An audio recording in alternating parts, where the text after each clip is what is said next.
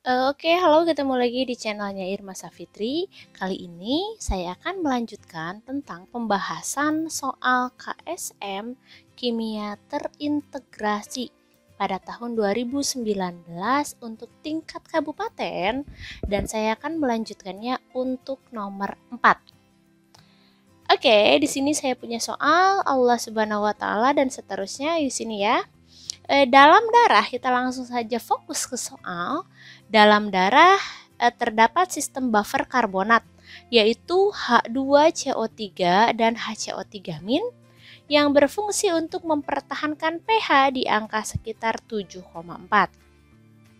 Namun, dalam kondisi ekstrim, keseimbangan pH darah dapat terganggu.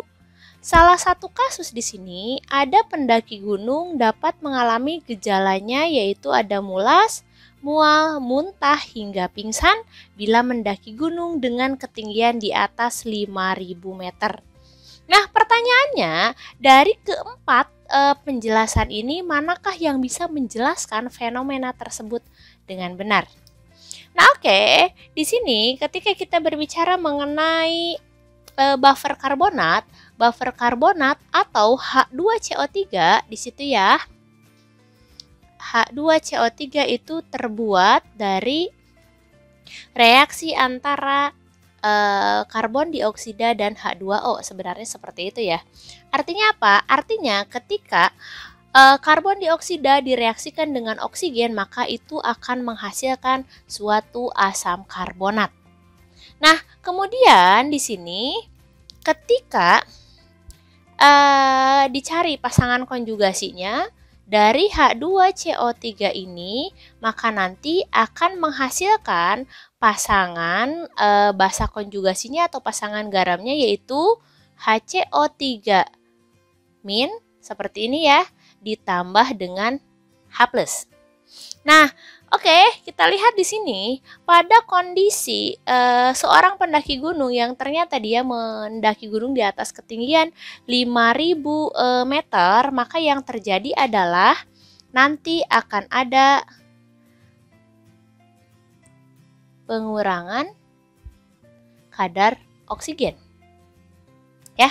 Jadi yang akan terjadi adalah penurunan kadar oksigen atau menurunnya kadar oksigen dalam darah. Kenapa? Karena memang kadar oksigennya yang naik, seperti itu ya.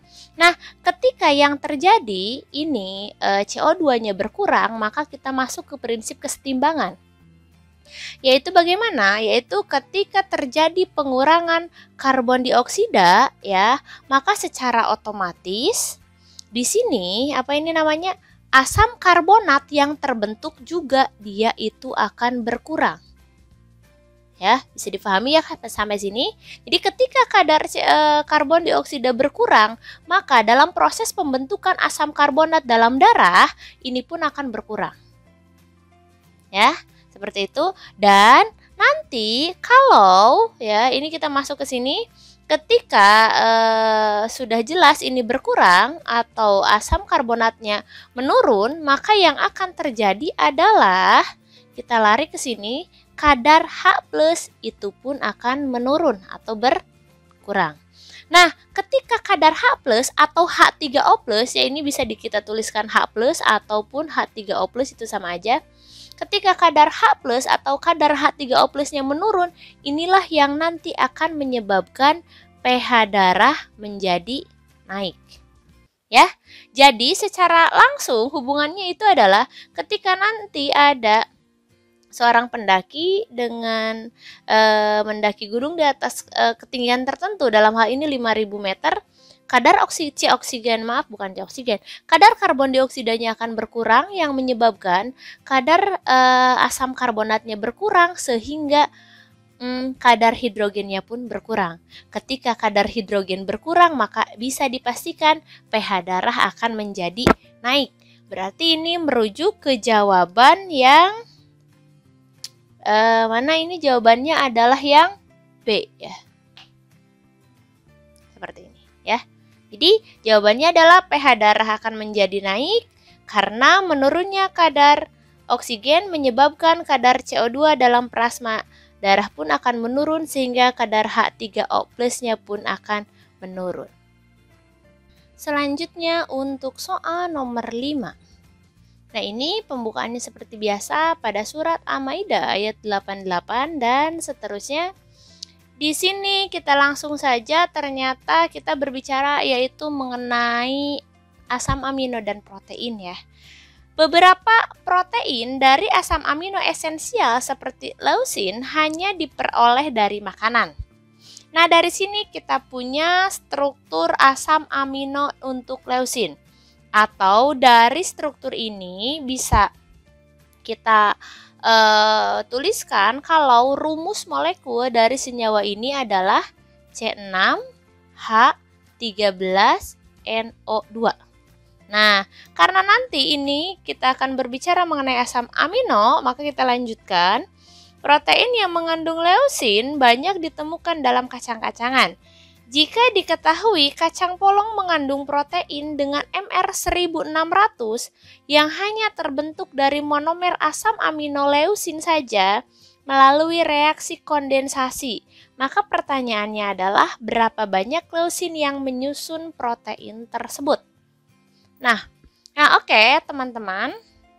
Di sini, ketika kita sudah punya rumus molekul dari leusin, maka di sini kita bisa cari kalau MR untuk leusin itu adalah 131 ya. Jadi langsung saja 6 dikalikan dengan 12 ditambahkan ini dan seterusnya, kita dapat MR-nya sebesar 131.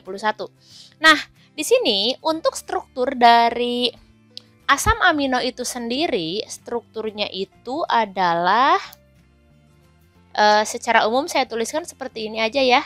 R, kemudian ada C, ini H, ini NH2, dan kesininya adalah COOH. Kan kurang lebih seperti ini. Ini untuk rumus asam amino secara umum. Kemudian nanti ditemukan atau pertemukan dengan asam amino yang lain ya, biar nanti kita gambarkan seperti apa ikatan peptida yang terbentuk ya. NH2, di sininya C, di sininya H, di sininya ada COOH. Oke, saya tulisan aja seperti ini ya. Kemudian di sininya ada R.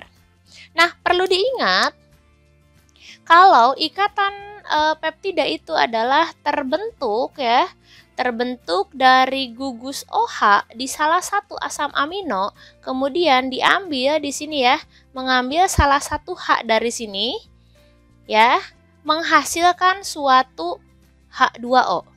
Nah, di sini di soal dijelaskan kalau reaksi pembentukannya adalah reaksi kondensasi. Artinya ketika reaksi kondensasi yang terbentuk itu tidak hanya tidak hanya polimer saja, tapi akan ada hasil samping, dan hasil sampingnya di sini adalah berupa H2O. Jadi nanti di sini dari reaksinya, oke, saya kasih panah ke sini aja seperti ini ya. Reaksi yang terjadi adalah RCNH2 seperti itu ya. Kemudian di sininya masih H, kesininya masih CO seperti itu. Kemudian karena ini bergabung, ini NH, tadinya NH2, H-nya diambil 1. Kemudian di sini C, kemudian COOH, oke seperti itu aja. Dengan R, dengan hasil sampingnya itu adalah H2O. Nah, di sini ikatan peptida itu yang ini ya. Biar nanti kalian nggak pusing, inilah nanti yang dikatakan sebagai ikatan peptida. Ya, ikatan yang terjadi ketika adanya penggabungan dua buah asam amino untuk membentuk suatu polimer. Seperti itu. Nah, kemudian dari sini bisa kita lihat, anggaplah ini adalah asam amino 1, ini adalah asam amino 2, seperti itu ya. Nah, ketika ikatan peptida, anggaplah ini senyawa dengan ikatan peptida di dalamnya itu saya katakan aja sebagai amida kesananya ya, biar nanti tidak akan tidak akan bingung. Nah, oke, di sini kita lihat kalau dari 2 asam amino yang direaksikan akan menghasilkan suatu amida dan akan menghasilkan 1 gugus H2O. Oke, saya tuliskan dulu di sini ya. Berarti ketika saya reaksikan 2 asam amino itu akan menghasilkan 1 gugus amida disertai dengan pelepasan ya, pelepasan 1 gugus H2O. Dan kemudian ini akan berlangsung atau ini akan berlaku untuk selanjutnya ketika ada 3 asam amino ya, 3 asam amino yang direaksikan, maka yang terjadi di situ akan ada pelepasan 2 gugus H2O. Nah, oke, berarti dari sini bisa kita lihat kalau berapa sih jumlah air dalam suatu hasil sampingnya. Bisa katakan kalau jika jumlah ya asam amino sebanyak N ya, sebanyak N buah gitu aja ya, atau N jumlah, maka jumlah air yang dilepas itu adalah N-1. N-1 buah atau N-1 unit. Seperti itu ya. Nah, berarti dari sini kita bisa langsung hitung ya, untuk menghitung berapa sih jumlah air ya, berapa sih jumlah leusin yang menyusun polimer dari kacang polong ya, kacang polong tersebut. Nah, berarti caranya gini, berarti kita punya MR protein, MR-nya sudah diketahui di soal yaitu sebanyak 1600. MR protein itu adalah jumlah asam amino, saya tuliskan aja seperti itu ya, ditambahkan dengan N-1 atau sebanyak air ya, seperti itu. Dan di sini untuk MR protein kita dapat itu adalah sebanyak 1600. Nah, kemudian di sini ada apa? N-nya saya tuliskan N saja, asam amino dengan MR-nya itu berapa? 131 ya. N kali 131 ditambah MR air itu 18, berarti di sini 18N ya.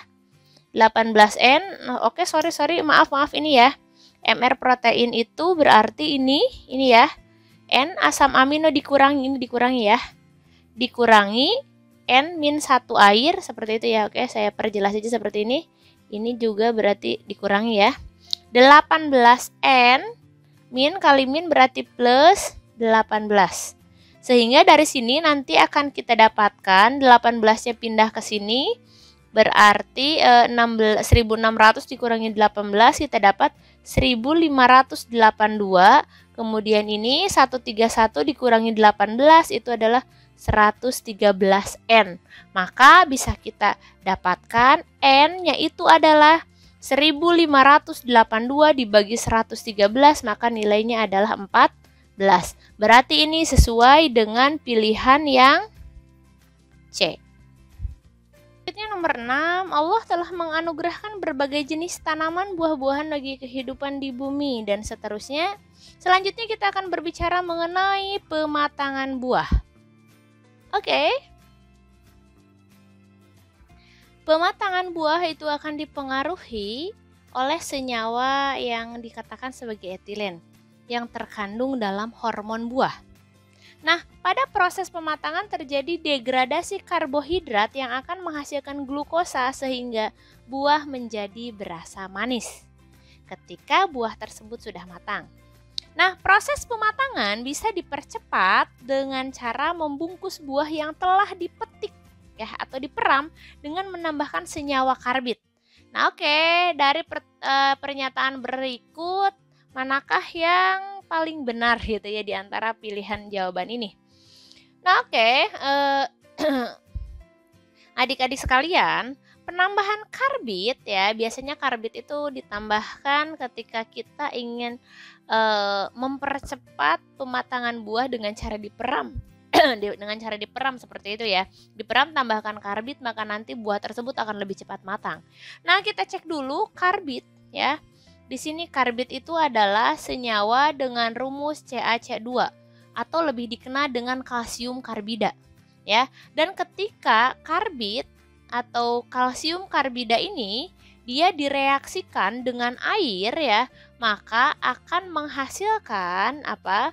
Akan menghasilkan C2H2 atau kita katakan sebagai etuna atau yang lebih dikenal dengan etilen ditambah dengan CaOH2. Seperti ini. Nah, ternyata di sini etilen di sini ini adalah etilen atau boleh kita katakan sebagai etuna. Etilen yang dihasilkan di sini itu bisa berfungsi untuk apa? Untuk mempercepat pematangan buah. Tapi alangkah lebih baiknya ketika apa? Ketika kita ingin memeram buah dengan menggunakan karbit atau menggunakan etilen, jangan sampai karbitnya itu langsung kena ke buah, tapi biasanya dikasih dulu semacam lapisan seperti itu ya. Biar apa? Biar nanti matangnya lebih merata. Nah, oke, adik-adik sekalian, berarti dari sini bisa kita lihat, bisa kita langsung saja kalau jawabannya itu masuknya adalah yang C ya. Di sini jawabannya yang C. Ketika apa? Ketika karbit direaksikan dengan uap air, maka dia itu akan menghasilkan gas etilen atau etuna yang berfungsi untuk mempercepat pematangan buah.